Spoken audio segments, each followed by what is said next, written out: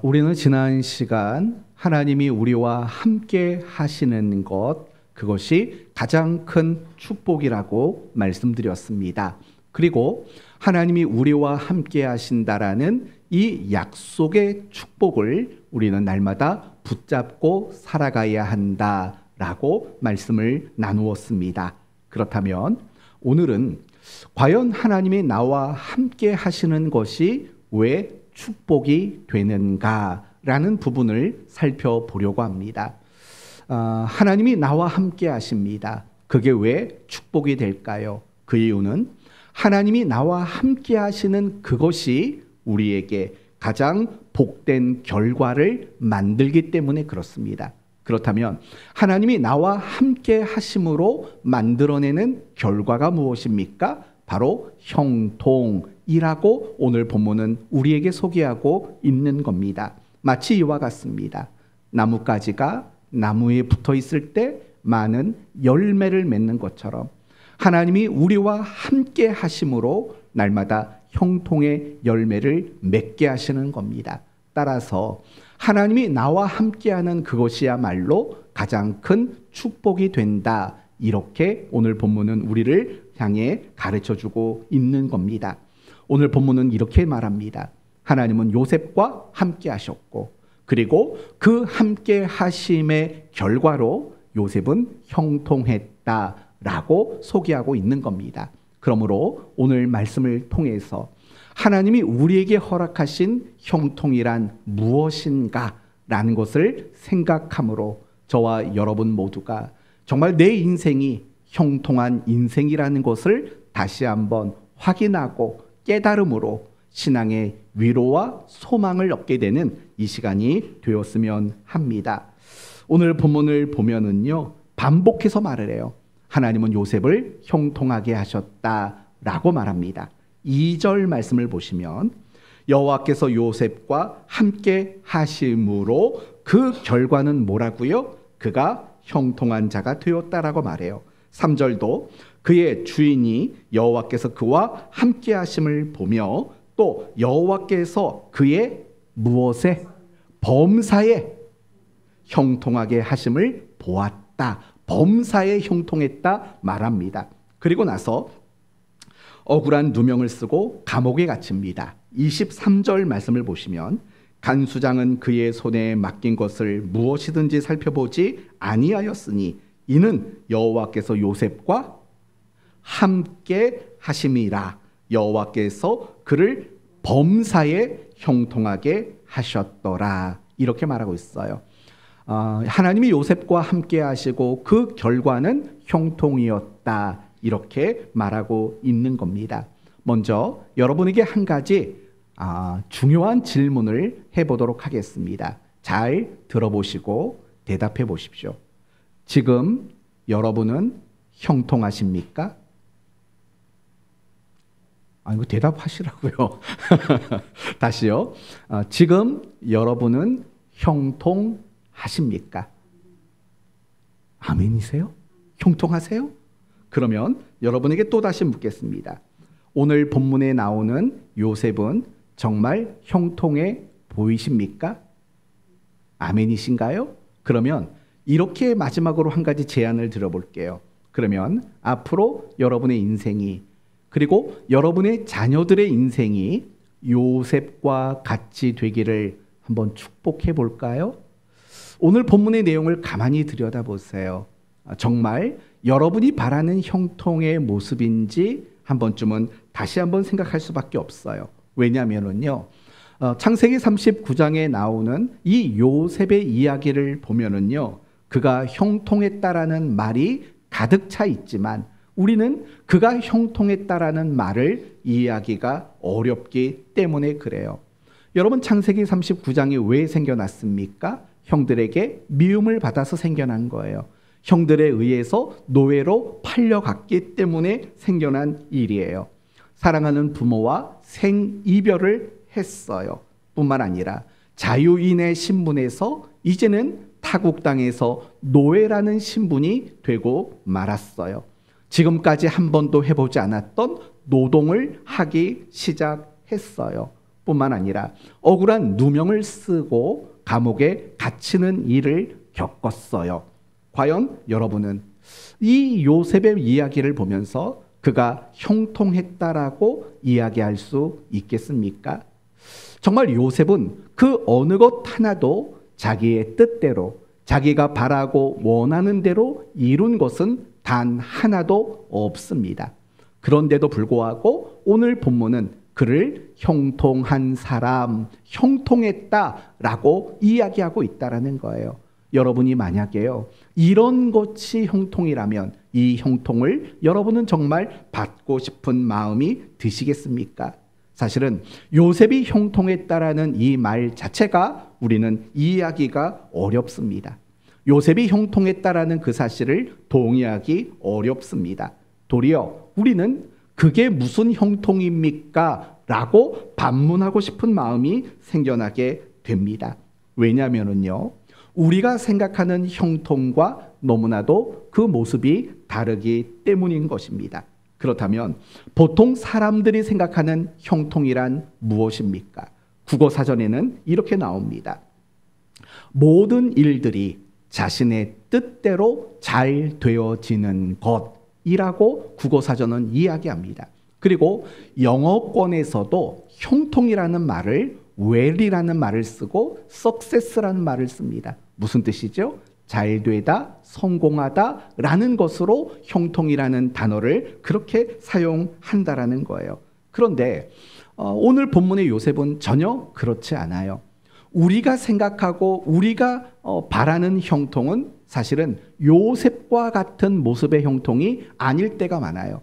제가 지난주에 여러분에게 몇몇 인물들을 예를 들었어요. 우리가 바라는 형통은 이런 거죠. 아브라함의 노종 엘리에셀과 같은 형통인 거죠. 아브라함은 엘리에셀에게 뭐라고 말하냐면 메소포타미아로 가서 이삭의 신부감을 찾아오라고 말을 해요. 그래서 이 엘리에셀은 그의 집에 갔다고요. 메소포타미아에 갔다고요. 도착하자마자 어떻게 기도한다고요? 하나님, 저에게 물을 달라고 요청할 때, 제가 그 요청을 할 때 낙타에게도 물을 주는 그 여인이 이삭의 신부감으로 알겠습니다 라고 기도했다고요. 그런데 그 기도한 그대로 다 되어졌어요. 사실 우리가 생각하는 형통이란 바로 이런 것과 같지 않겠습니까? 또 지난주에 여러분에게 예를 든 것처럼 이삭은 농사를 지었는데 그 농사를 짓고 난 결과는 항상 100배의 결과였어요. 100배의 곡식을 얻게 되었어요. 뿐만 아니라 땅을 파는 곳마다 샘물이 솟아나는 일들이 일어났어요. 우리가 생각하는 형통이란 바로 그런 것들 아니겠어요? 뿐만 아니라 조금은 다른 예이지만 요나를 한번 생각해 보세요. 어느 날 하나님은 요나에게 이렇게 명령하셨어요. 니느웨로 가라 라고 명령했어요. 그러나 요나는 니느웨로 가고 싶지가 않았어요. 왜냐하면 니느웨가 어디입니까? 자기 원수 나라인 아수르의 수도였어요. 그래서 이 니느웨로 가고 싶은 마음이 없었어요. 그래서 하나님은 니느웨로 가라고 말했지만 요나는 정반대 다시스로 가고 싶었던 거예요. 그리고 이 다시스로 가기 위해서는 배를 타야만 했는데 그 배는 어디에서 출항을 하냐면 욥바라는 곳에서 출항을 해요. 그래서 요나는 욥바에 가요. 그런데 이게 웬일입니까? 욥바에 도착하자마자 곧장 다시스로 떠나는 배를 탈 수 있게 돼요. 우리가 생각하는 형통은 바로 그런 거 아닙니까? 예를 들면 출근을 해야 돼요. 늦었어요. 그런데 정류장에 도착하자마자 내가 타야 할 버스가 왔어요. 우리가 생각하는 형통은 대부분 다 그런 식의 형통이라는 거죠. 그러나 오늘 본문을 보시면 요셉은 우리의 기준으로 본다면 사실은 하나도 형통해 보이지를 않아요. 왜요? 그가 원하는 대로 된 일이 없잖아요. 그가 뜻하는 대로 이루어진 일들이 없잖아요. 온통 억울함과 괴로움만 가득 차 있는 요셉의 모습이잖아요. 그런 요셉을 보면서 형통하다고 말하는 이 성경의 말씀은 사실은 하나도 우리에게 와닿지를 않아요. 그리고 도무지 이해할 수가 없는 말로 여겨질 뿐이에요. 그런데요, 우리가 성경을 보면 이 요셉의 이야기와 비슷한 사람들의 이야기가 사실은 굉장히 많이 나왔어요. 예를 들면 다윗의 경우를 한번 생각해 봐요. 다윗은 여러분이 잘 아시는 대로 시편 23편 1절에 뭐라고 고백을 하냐면 여호와는 나의 목자시니 내가 부족함이 없으리로다라고 고백해요. 나 자신은요 인생을 뒤돌아봤더니 하나도 부족한 게 없었다라는 거예요. 그게 오늘 설교의 주제대로 말한다면 뭐예요? 형통했다고 말하는 거예요. 그걸 더 좀 크게 말한다면 만사 형통했다라고 다윗은 고백하고 있다라는 거예요. 그러면 여러분 정말 다윗은 만사 형통한 사람이었을까요? 물론 골리앗을 이기는 그 순간에는 형통이 어울려요. 그가 전쟁에서 승리했을 때 형통은 어울리는 단어예요. 그리고 그가 왕이 된 것과 그래서 부와 권세를 얻게 된 것도 형통에 해당될 수 있어 보여요. 그러나 여러분 이처럼 요셉의 다윗의 인생 속에서 우리가 생각하고 바라는 그런 형통의 순간은 그렇게 많지를 않아요. 그것을 다윗 스스로가 고백하고 있어요. 뭐라고 말하냐면 시편 23편 4절과 5절을 보면 내가 사망의 음침한 골짜기를 다닐지라도라고 고백을 해요. 그리고 또 뭐라고 말하냐면 주께서 내 원수의 목전에서라고 말을 해요. 여러분 이 표현들은 다 무엇이냐면 우리가 보기에도 형통하지 않았던 순간들이 그의 인생 속에서는 너무나도 많았다라는 거예요. 예를 들면 사울 왕에게 미움을 받고 사울 왕에게 죽을 고비를 여러 번 맞이하고 그래서 그 사울을 피해 광야로 도망을 쳤던 시간들, 그리고 더 이상 도망갈 곳이 없어서 블레셋 나라에 망명을 하게 되었던 일들, 그리고 그 블레셋 땅에서도 자신의 부하들이 돌을 들어 자기를 죽이려고 했던 순간들, 그리고 그렇게 믿었던 자신의 부하들이 자기를 배반했던 일들, 자식들 사이에서 일어난 살인과 간음의 문제들, 심지어 자신의 네 번째 아들이었던 압살롬이 자기를 왕위에서 내몰고 자기가 왕이 되는 반역을 일으켰던 일들, 그러다가 결국에 압살롬이 죽임을 당하게 되는 그 끔찍한 일들을 경험하게 됐다고요. 그리고 열왕기상 1장의 말씀을 보시면 다윗이 노년에 아무리 이불을 덮어도 몸이 따뜻할 수 없는 병약한 모습이었다라고 말을 해요. 그리고 결국에는 그가 40년의 통치를 마치고 70의 나이에 죽음을 맞게 돼요. 여러분, 이런 다윗의 인생을 한번 생각해 보세요. 얼마나 우여곡절이 많았던 인생이고 얼마나 우리나라식대로 말한다면 한 맺힌 인생을 살았던 사람이겠냐고요. 그런데 다윗이 말한 거예요. 나는 범사에 형통했습니다. 나는 만사가 다 형통했습니다. 라고 고백하고 있다라는 거예요. 그 말이 여러분은 이해가 되십니까? 히스기야 왕의 경우도 마찬가지인 거예요. 역대하 32장을 보시면 히스기야가 대해서 이렇게 말을 해요. 히스기야가 그의 모든 일에 형통하였더라. 여러분, 히스기야의 모든 일이 형통했대요. 이 말이 이해가 되십니까? 그렇지 않습니다. 히스기야가 유다의 왕으로 통치할 때 끊임없이 아수르 나라의 위협을 당했고 아수르 나라로부터 조롱을 듣는 말들을 얼마나 많이 들었는지 몰라요. 그리고 여러분, 이 히스기야 인생 후반전에는 어떤 일이 있었습니까? 불치병에 걸려 죽을 뻔한 고비를 넘겼던 사람입니다. 그런데 그렇게 아수르의 공격을 당하고 죽을 고비를 넘겼는데도 불구하고 뭐라고 말을 하냐면 히스기야가 범사에 형통했다라고 그렇게 말을 하고 있다라는 거예요. 여러분은 그 형통이 이해가 되십니까? 저와 여러분의 이야기도 한번 해봅시다. 저와 여러분 모두는 하나님이 함께 하십니다. 그러면 그 결과는 무엇입니까? 형통인 겁니다. 예수 그리스도를 믿는 우리 모두, 하나님이 함께하는 우리 모두는 형통의 사람입니다. 여러분은 범사에 형통한 인생을 살고 있다고 성경은 말하고 있습니다.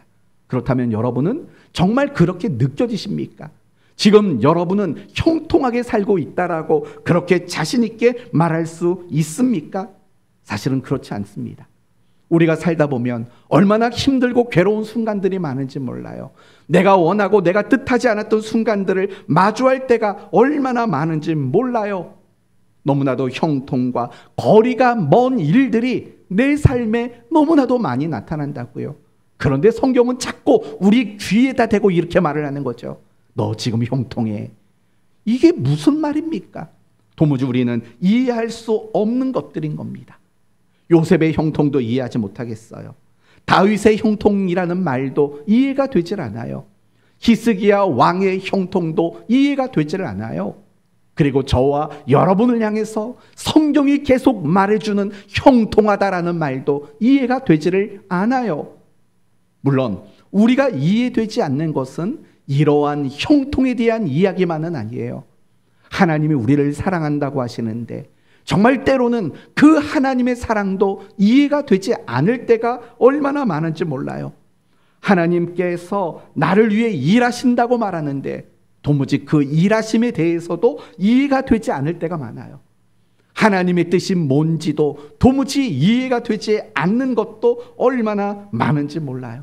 그거 말고도요, 도무지 하나님에 대해서 우리가 이해할 수 없는 일들이 사실은 얼마나 많이 있는지 우리는 알고 있을 겁니다. 여기서 여러분이 정말 꼭 알아야 되는 게 있어요. 그건 뭐냐?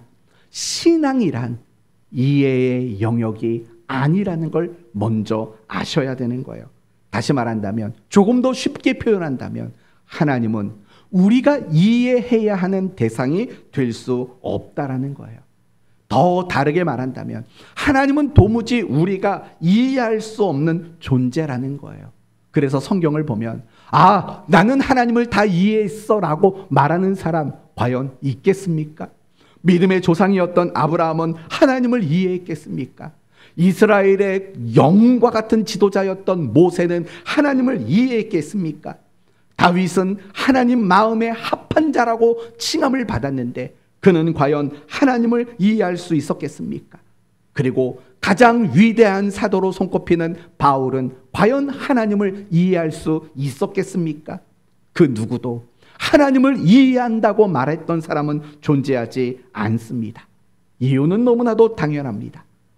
우리는 피조물이고 하나님은 창조주가 되신 분이기 때문입니다. 하나님은 우리가 이해할 수 없을 정도로 너무나도 크고 깊으시고 넓으시고 무한하신 분이시기 때문에 그래요. 그러나 우리는 어떻습니까? 한 치 앞도 내다보지 못하는 존재입니다. 우리 주변에 나와 함께 살아가는 그 사람들을 보면서도 도무지 그 사람을 이해할 수 없는 존재가 우리입니다. 때로는 심지어 내 마음도 내 자신도 이해가 되지 않을 때가 얼마나 많은지 모릅니다. 그게 우리라는 존재입니다. 그렇다면 그런 우리가 하나님을 이해한다고 말한다면, 이해하려고 한다면 그것이 옳은 일이라고 말할 수 있겠습니까? 마치 이런 것과 같죠. 여러분, 인간의 유전자와 가장 비슷한 동물이 누구일 것 같습니까? 뭘 것 같아요? 원숭이. 그 중에서도 침팬지는요, 인간의 유전자와 96%, 최대는 98%까지 똑같다고 해요. 그러면 그 침팬지가 우리 인간을 이해하려고 한다면 과연 그것이 옳은 말이 되겠냐고요. 아무리 98%의 유전자가 동일해도 도무지 침팬지는 인간을 이해할 수가 없는 거예요. 마찬가지인 거예요. 어쩌면 우리가 하나님을 이해하려고 한다는 것은 침팬지가 인간을 이해하려고 하는 것보다 더 어려운 일 아니겠어요? 그런 거라는 거예요. 어느 날 메뚜기와 하루살이가 함께 놀았어요. 이제 날이 어둑어둑해졌어요. 메뚜기가 하루살이에게 이렇게 말했다죠. 하루살이야, 우리 이제 그만 헤어지고 내일 다시 만나서 놀자라고 말했대요. 그랬더니 하루살이가요, 멍한 얼굴로 물어봤대요. 내일이 뭐야? 라고 물어봤다라는 거예요.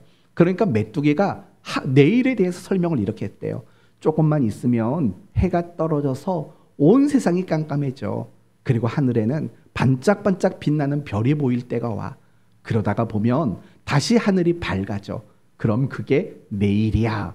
오, 설명을 정말 잘했지 않습니까? 그런데 하루살이가 여전히 그 내일이라는 말을 이해하지를 못했대요. 왜 그랬을까요? 하루살이에게는 오늘이 전부예요. 하루살이는요, 내일을 이해할 수 있는 수준이 아니었던 거예요. 하루살이가 그만 죽어버렸어요. 메뚜기가 심심해서 이번에는 개구리랑 놀게 됐어요.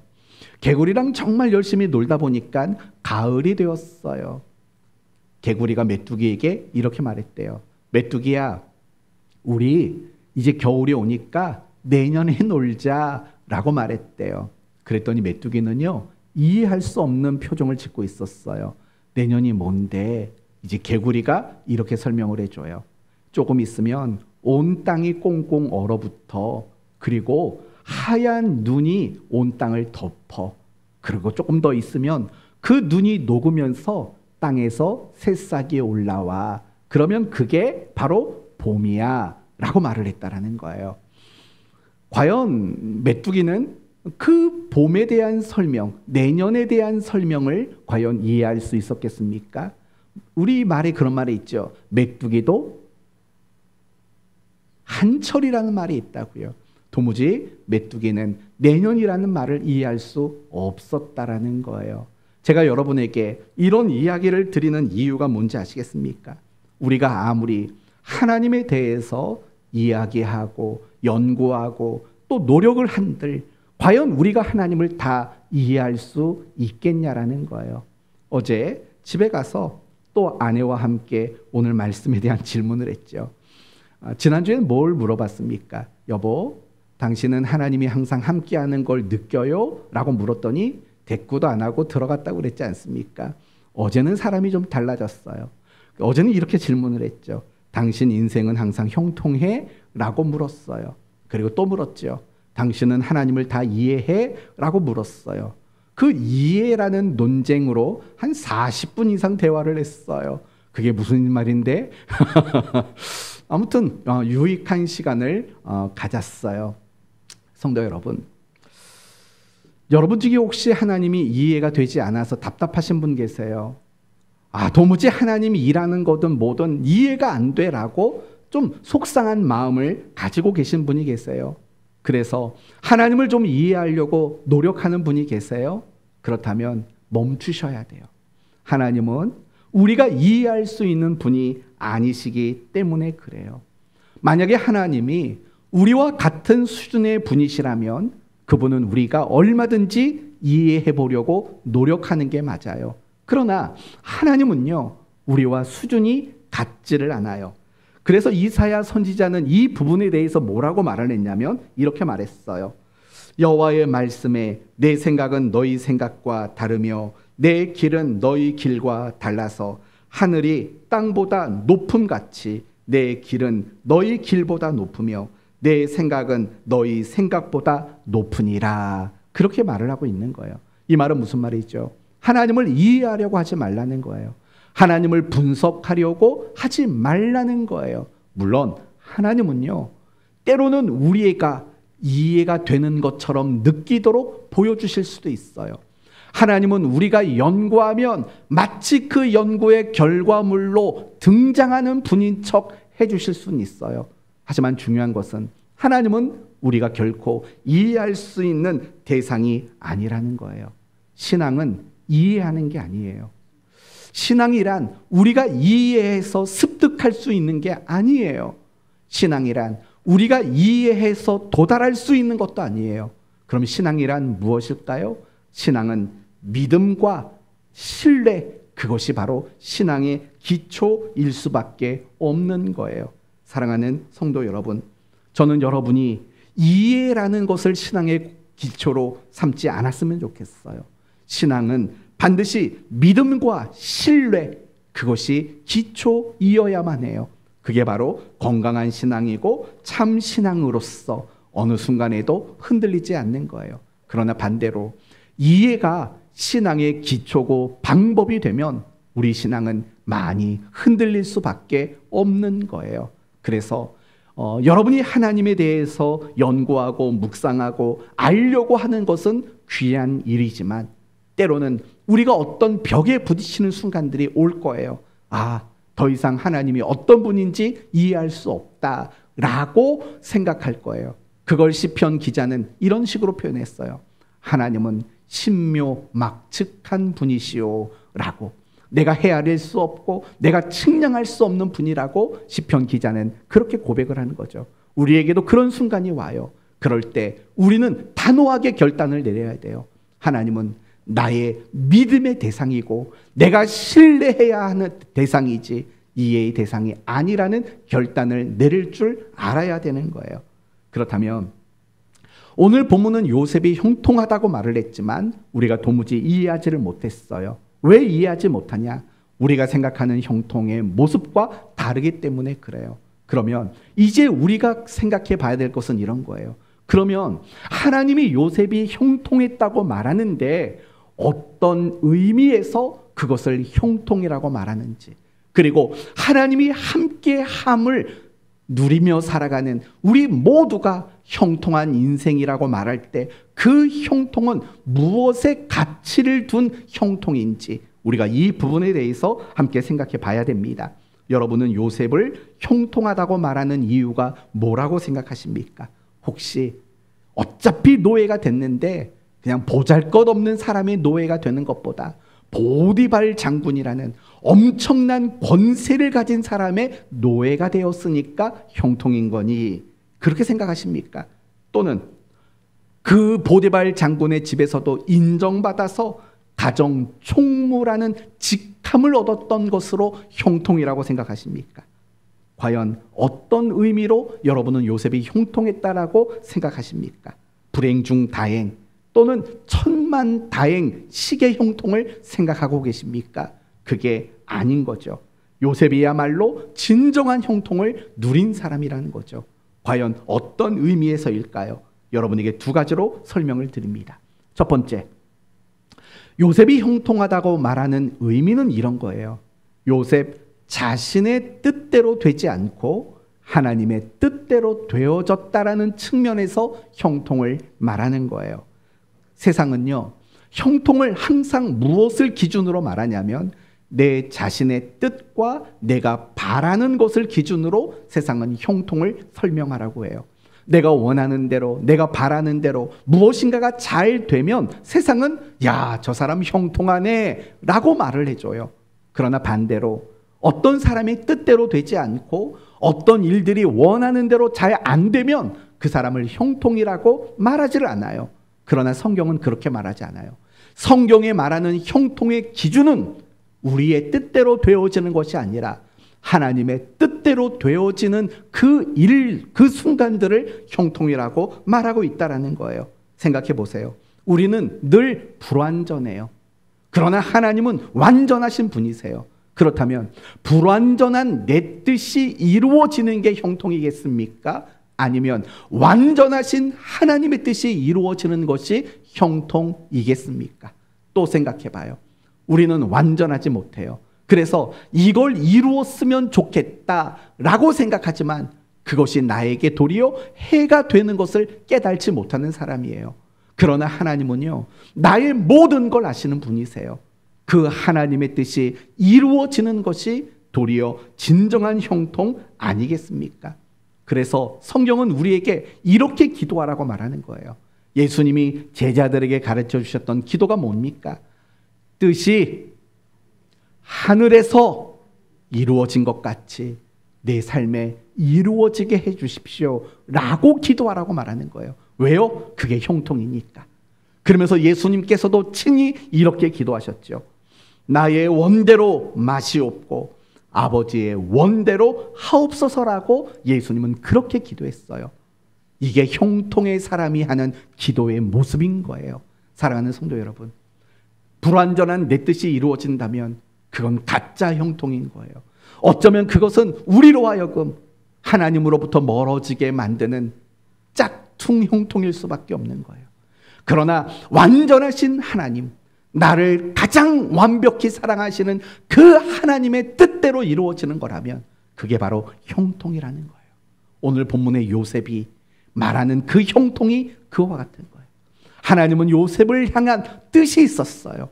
그 뜻이 지금 이루어지고 있는 거예요. 그래서 그 요셉이 비록 노예와 감옥에 갇히는 일들을 당하고 있지만 그 속에 요셉의 뜻이 아니라 하나님의 뜻이 이루어지고 있기 때문에 성경은 형통이라고 말하는 거예요. 여러분이 내 스스로 생각하기에 난 지금 형통이 아니라고 생각하신다면 진짜 여러분은 지금 형통하신 거예요. 왜냐? 내 뜻대로 되지 않았으니까. 내가 바라고 내가 원하는 대로 되지 않았으니까. 도리어 하나님의 뜻대로 되어가고 있기 때문에 우리는 형통이라고 말할 수 있는 거예요. 두 번째, 더 중요한 의미가 있어요. 그건 뭐냐? 모든 순간을 통해서 하나님은 나를 향한 계획과 목적을 이루세요. 모든 순간을 통해서 하나님은 우리를 성장시키세요. 다르게 말한다면 어떤 일을 겪어도 하나님은 우리의 유익의 재료로 삼으시는 분이라는 의미로 바로 형통이라는 말을 쓰고 있다라는 거예요. 이제 요셉을 생각해 봅시다. 요셉은 자신의 인생이 적어도 창세기 39장에 등장하는 자신의 인생이 형통이라고 생각하지 못했을 거예요. 왜요? 우리와 똑같을 거거든요. 그리고 시편 105편을 보면 그의 발은 차고를 차고 그의 몸은 쇠사슬에 매었으니라고 말해요. 여기서 말하는 몸은 혼을 말하는 거예요. 영혼을 말하는 거예요. 그는 몸과 영혼이 너무나도 고통스러웠다라는 거예요. 사자성어로 말한다면 혼비백산했다라는 거예요. 넋이 나가고 어찌할 바를 알지 못하는 혼비백산 속에 있었다라는 거예요. 그게 지금 요셉이 느꼈던 마음이라는 거예요. 그런데요, 요셉이 그런 미움을 당하고 노예가 되고 누명을 쓰고 감옥에 가고 온갖 배신을 당하는 이 모든 일들이 우리가 보기에는 하나도 형통이 아닌 것처럼 보여요.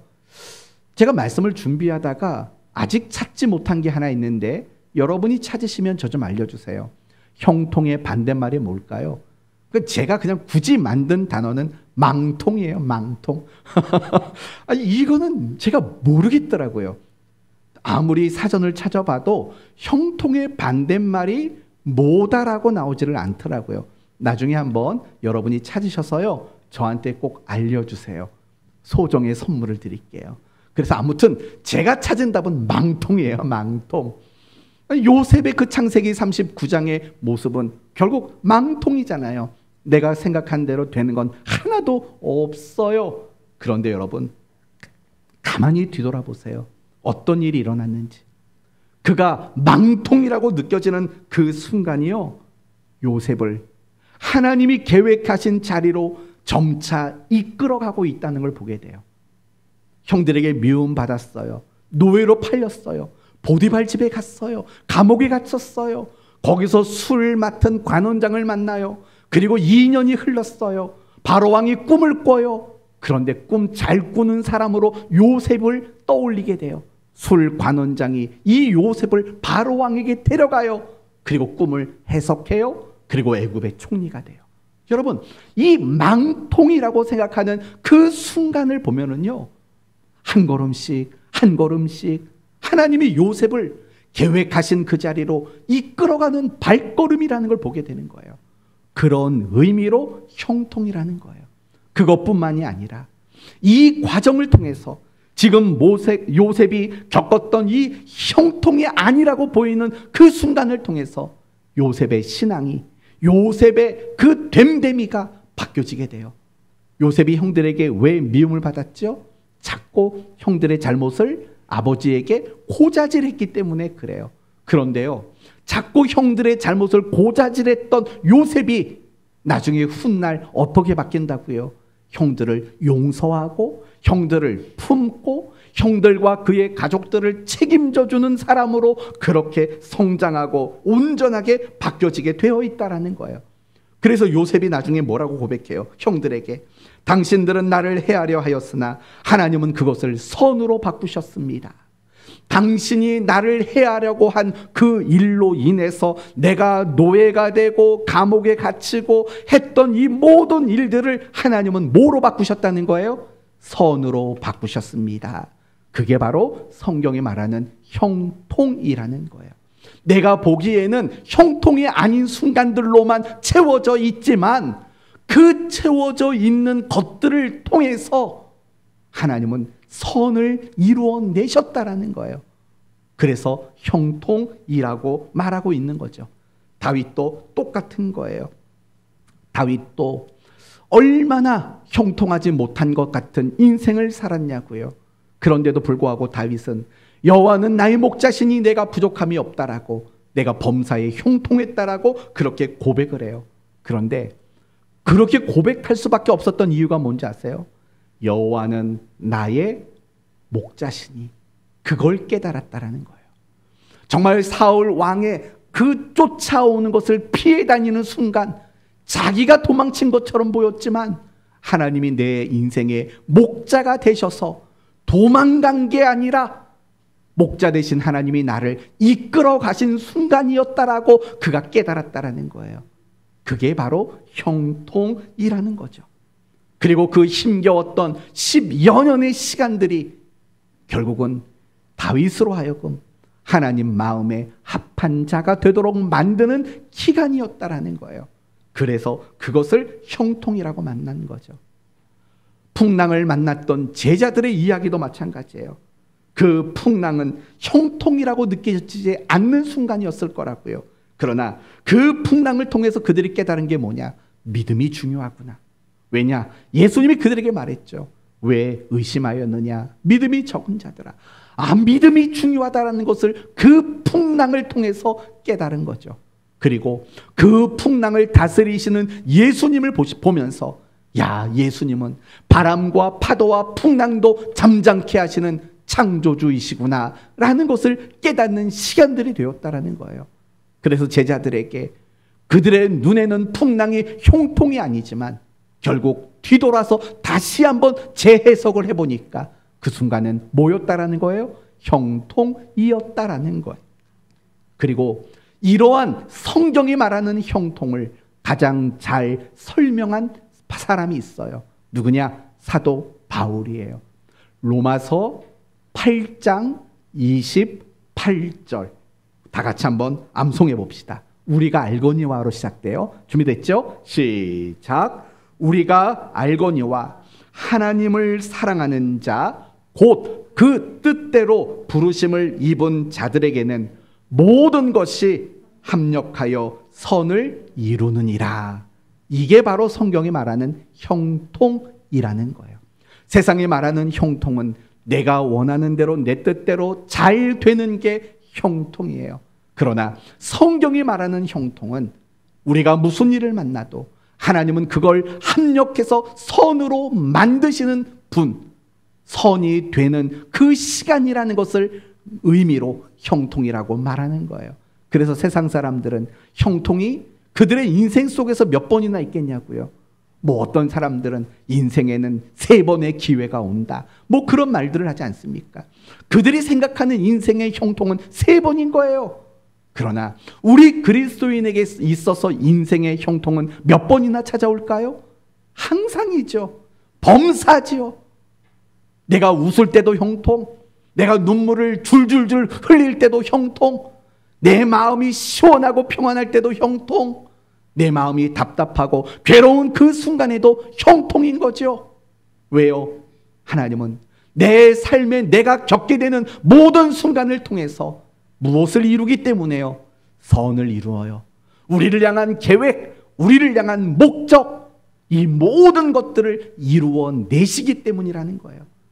다시 말한다면 지금 여러분이 겪고 있는 그 일들이 무엇이든 간에 그것이 여러분에게 조금의 해가 되지 않고 그것이 여러분의 인생에 조금의 걸림돌도 되지 않아요.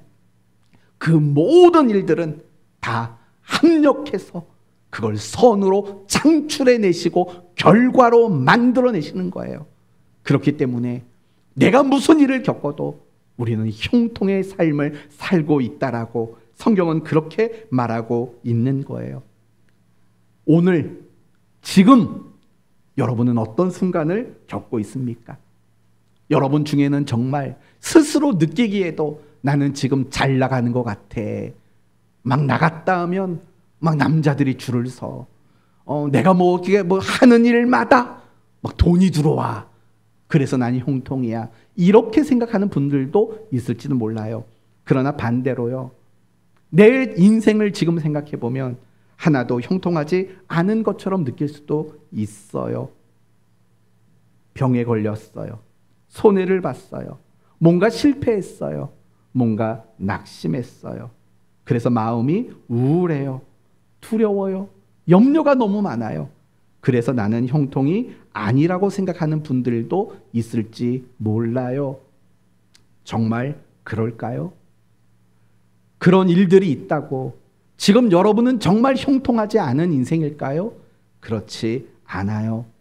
비록 여러분은 그런 여러 가지 일들 때문에 힘들고 괴로움을 느낄지라도 하나님은 여러분에게 속삭이고 있어요. 뭐라고요? 형통하단다. 형통하단다. 그렇게 여러분에게 말씀하고 있는 하나님을 여러분은 잊지 않았으면 좋겠어요. 지금 여러분이 겪는 그 고난, 그 힘겨움들, 그 답답하고 그 먹먹한 마음들, 그 모든 거 합력해서 하나님은 선을 이루어 내시기 때문에 그래요. 그래서요, 저는 여러분 모두가 정말 나는 지금 형통의 인생을 살고 있다라는 이해가 아니라 그런 믿음과 확신을 모두가 가졌으면 좋겠어요. 다시 한번 이제 물어볼게요. 대답해 보세요. 지금 여러분은 형통하십니까? 뭐라고 대답하면 될까요? 글쎄요. 아직까지는 이러면 안 되는 거죠. 맞습니다. 이해가 되진 않지만 하나님의 말씀을 근거할 때 나는 형통인 것이 맞습니다. 그렇게 조금의 의심 없이 믿는 여러분 모두가 되시기를 바랍니다. 그러면 여러분은 이제 형통의 사람인 것을 깨달은 겁니다. 그러면 이제 어떻게 사실래요? 몇 가지로 말씀드릴게요. 누구에게도 원망하지 마세요. 간혹 나를 힘들게 한 누군가를 원망하며 살아가는 사람들이 있어요. 그때 그 사람이 그러지 않았으면 이라고 누군가를 원망하는 사람이 있어요. 원망하지 마세요. 왜요? 지금 여러분이 원망할 만한 그 일조차도 하나님은 이미 무엇으로 바꾸셨기 때문에요. 선으로 바꾸셨기 때문에요. 더 이상 그것은 원망할 일이 아닌 거죠. 두 번째, 어떤 순간에도요, 낙심하거나 절망하지 않았으면 좋겠습니다. 왜요? 선을 이루어가는 하나님이 함께 하시니까. 그리고 하나님은 그 절망과 낙심스러운 일들을 얼마든지 선을 만들어내실 수 있는 하나님이시기 때문에 그런 겁니다. 그리고 무엇보다 세 번째, 모든 순간을 잘 감당하시면 좋겠습니다. 다시 말한다면 여러분이 힘들고 어려운 순간이 있어도 그 속에서 하나님의 말씀대로 하나님의 뜻대로 그렇게 살아내는 순종을 나타내는 삶을 사셔야 한다라는 거예요. 오늘 본문의 요셉을 보세요. 노예가 된 그 자리에서 순종을 나타내고 있지 않습니까? 어디 그런 말이 나오냐고요? 그 요셉의 신실함이 그것을 증거하지 않습니까? 그리고 요셉이 어느 날 유혹을 받게 되지 않습니까? 보디발 장군의 아내에게 유혹을 받을 때 요셉은 이렇게 말합니다. 내가 어찌 이 큰 악을 행하여 하나님께 죄를 지으리까? 이 말 속에서는 무엇을 우리에게 보여주냐? 요셉은 비록 노예가 되어서 힘겨운 삶을 살았지만 여전히 그 삶의 자리에서 하나님의 말씀, 하나님의 뜻을 살아내는 순종을 나타내고 있다는 것을 보여주고 있다는 거예요. 우리도 마찬가지인 거예요. 우리는 형통의 사람들이에요. 그러므로 내가 어느 자리에 있든지 그 자리에서 하나님의 말씀의 순종을 나타내는 그 감당하는 자의 모습을 우리는 나타낼 수 있어야 돼요. 시편 1편 2절의 말씀을 근거로 말한다면 오직 여호와의 율법을 즐거워하여 그 율법을 주야로 묵상하는 자로다. 주야가 뭡니까? 오늘 설교 주제대로 말한다면 이렇게 말하겠죠. 주, 형통한 것처럼 보이는 순간. 야, 전혀 형통해 보이지 않는 순간. 어떤 순간에든 하나님 말씀에 대한 순종을 나타내는 것, 그것이 우리가 형통의 사람이라는 것을 깨달은 자만이 할 수 있는 삶의 모습이라는 거예요. 그렇게 감당해 내셔야 돼요. 기쁜 일이 있어도 그 속에 그리스도인답게 살아내는 감당함이 있고, 내가 힘들고 어려운 순간에도 그 속에서 그리스도인답게 살아내는 감당의 모습이 있어야 한다는 거예요. 여기서 여러분에게 한 가지만 더 명확히 말씀드릴 게 있어요. 신앙은 감당하는 거예요. 감당하는 것. 내게 어떤 순간이 다가와도 그것을 도망가고 그 일에서 피하는 게 아니라 감당하는 거예요. 신앙은 정면 돌파예요. 신앙은 정면 승부라고요. 그게 참다운 신앙의 모습인 거예요. 하나님이 나를 광야에 뒀다면 그 광야의 삶을 감당하는 거예요. 그게 신앙이라는 거예요. 그러나 오늘날 많은 그리스도인들은 감당이라는 단어를 기뻐하지를 않아요. 도리어 신앙이라는 것을 가지고 내가 지금 처한 그 상황에서 나를 도망시키고 나를 다른 곳으로 피해가도록 만드는데 신앙을 쓰고 있다라는 거예요. 그건 올바른 신앙이 아닌 거예요. 예수님은 자신에게 주어진 그 고난의 잔을 마시고 감당해 내셨어요. 성경에 나오는 많은 사도들과 제자들 역시도 감당해 내는 삶을 살았지, 그 어느 한 사람도 환경이 어렵고 주어진 역할이 힘들다고 해서 거기에서 도망치거나 피하는 일들을 선택하지 않았다고요. 신앙은 항상 감당하는 거예요. 기도는 도망가고 피하기 위해서 써먹는 게 아니에요. 기도는 감당하기 위해서 써먹는 거라고요. 하나님, 저 너무 힘들어요. 이 힘든 문제 해결해 주세요. 이것을 위해 기도가 쓰여지는 게 아니라, 하나님, 저 너무 힘든 거 아시죠? 그러나 이 힘겨운 상황 속에서도 제가 그리스도인답게 살아내도록 도와주십시오. 이렇게 하는 기도가 더 올바르고 더 정당한 기도라는 거예요. 저는 여러분 모두가 감당할 수 있는 마음을 가지셨으면 좋겠어요. 항상 신앙의 원칙은 도망과 피함이 아니라 항상 감당이 신앙의 원칙인 여러분이 되셨으면 좋겠습니다.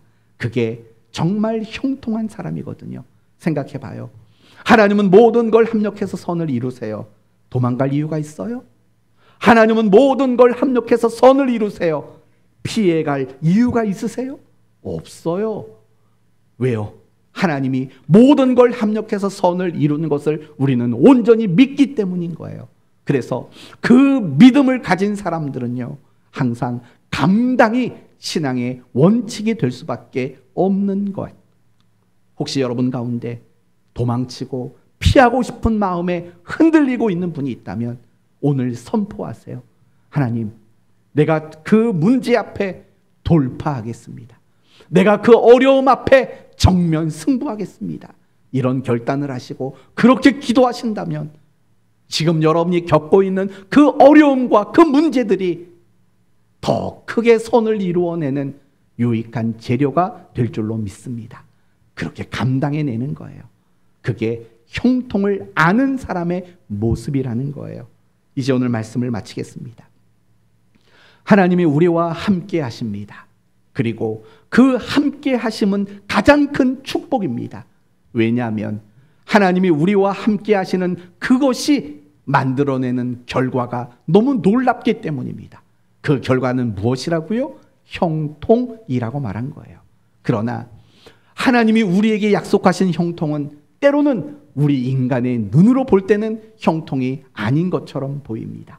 그러나 그것은 형통입니다. 이유는 하나님의 뜻이 이루어지고 있기 때문에, 그리고 그 모든 순간을 통해서 하나님은 합력해서 선을 이루어내고야 마시기 때문인 겁니다. 우리는 이 약속 속에 살아가는 인생들입니다. 원망하지 마시고 낙심하지 마시고 두려워하지 마시고 그 자리, 그 순간 잘 감당해내는 여러분이 되십시오. 여러분에게 처한 그 상황 속에서, 그 환경 속에서 그리스도인다운 삶을 나타내는 것을 소원하며 살기를 바라요. 그리고 바라는 것은 여러분의 기도가 도망가고 피하는 데 쓰이지 말고 이제는 감당하는 데 쓰여지는 기도가 되었으면 좋겠습니다. 그래서 여러분의 남은 인생 속에서요, 여러분이 더 형통의 사람이라는 것을 더 많이 깨달아가는 복된 인생 되기를 예수 그리스도의 이름으로 축원드립니다. 아멘.